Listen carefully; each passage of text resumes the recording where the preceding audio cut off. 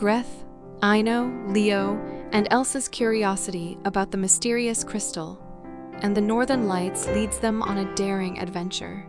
As they approach the temple once again on a cold winter night, they witness a stunning display of colorful lights in the sky. But what they discover when they get closer to the crystal is beyond their wildest imaginations. What happens when they touch the crystal?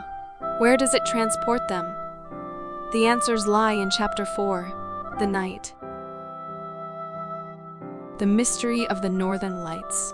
Eira Järvinen, Owlmanstudio. Chapter 4, The Night. Greth, Aino, Leo, and Elsa were determined to find out the secret of the Northern Lights and the crystal that they saw in the temple.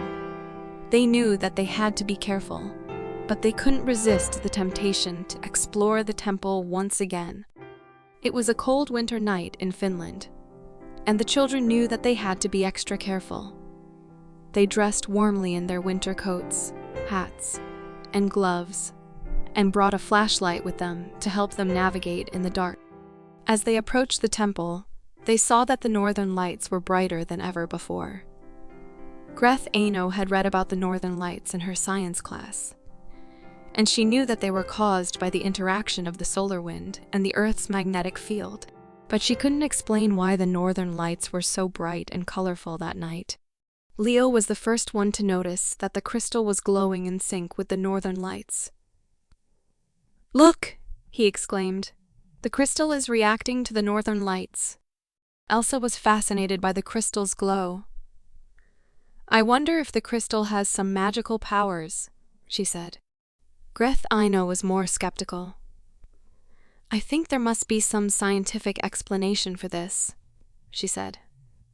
"Let's try to get closer to the crystal and see if we can figure out how it works."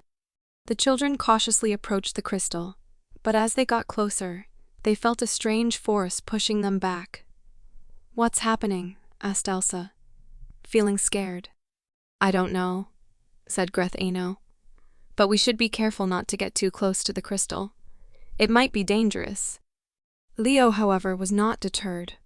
"I want to touch the crystal," he said. "I want to know what it feels like." Greth, Aino, and Elsa tried to stop Leo, but he was too quick. He touched the crystal, and suddenly, a bright light shone from the crystal, blinding the children. When the light faded away, the children found themselves in a different place. It was a strange and beautiful world, unlike anything they had ever seen before.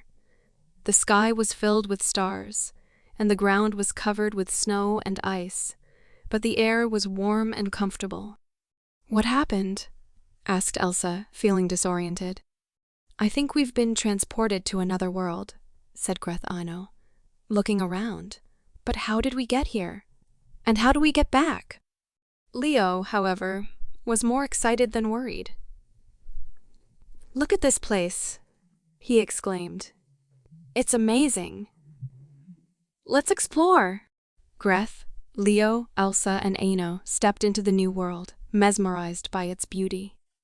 The night sky was illuminated by thousands of stars, and the dancing Northern Lights, casting an ethereal glow over the landscape. The air was crisp and refreshing, and the children couldn't help but take deep breaths and revel in their surroundings. Leo, in particular, was ecstatic. "Look at this place," he exclaimed, gesturing to the breathtaking scenery. "It's like something out of a fairy tale. Let's explore and see what else we can find." Greth and the others were hesitant, but Leo's enthusiasm was infectious. They followed him, walking slowly and taking in the sights around them. The ground was covered in a layer of soft, glistening snow, and the trees were tall and majestic, with branches that seemed to stretch up to the sky. As they walked, they encountered a variety of stunning flora and fauna. They saw delicate snowflakes falling from the sky and sparkling on the ground, and colorful flowers blooming in the midst of winter. The children couldn't help but feel a sense of wonder and magic in this new world. But then, a sudden sound interrupted their exploration. Did you hear that? Aino whispered fearfully, her eyes scanning the surroundings. I don't like this place. It's too quiet. And where is the crystal? The children looked around, realizing that the crystal that had brought them to this world was gone. Panic started to set in, and they frantically searched the area, but it was nowhere to be found. Greth and the others tried to calm down and think rationally about what to do next. Let's find a place to rest and get some sleep, Greth suggested. We'll start fresh in the morning, and try to figure out how to get back to our world. The others agreed, and they set off to find a shelter for the night. As they walked, the children couldn't help but feel a bit anxious about what lay ahead. But they also couldn't shake the feeling of excitement and wonder that this new world had brought them. They fell asleep under the glittering stars, wondering what adventures awaited them in the morning.